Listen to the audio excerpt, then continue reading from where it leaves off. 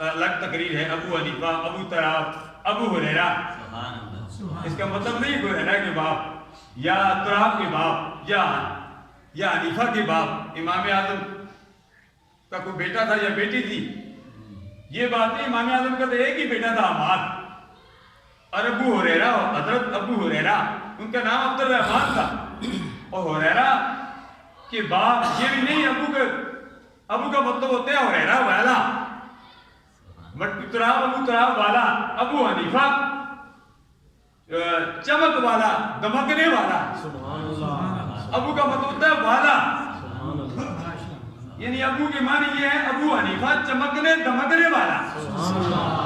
نعرہ تکبیر، نعرہ رسالت، نعرہ حیدری، نعرہ غوثیہ۔ ابو ہریرہ کا مطلب ہوتا ہے بلیوں والا۔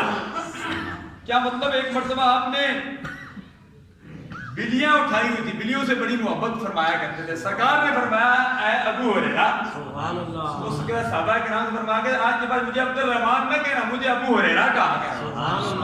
حدیث پاک کا مطالعہ کرو تو حضرت ابو ہریرہ رضی اللہ تعالی عنہ سے 5373 حدیث کے